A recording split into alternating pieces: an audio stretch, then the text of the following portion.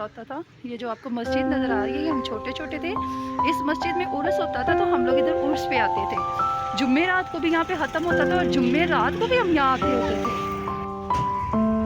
ये देखें, अभी इसकी इन्होंने मरम्मत करवा दी है। अब कितनी प्यारी ये मस्जिद लग रही है। टैल पत्थर सारे इन्होंने करवा दिए हैं यहाँ पे। और ये देखें, कोई भाई फकीर बैठे हैं मांगने वाले।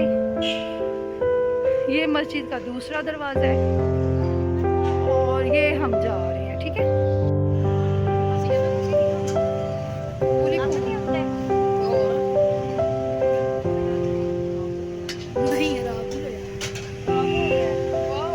ये देखे मिट्ठू फूल खा रहा है।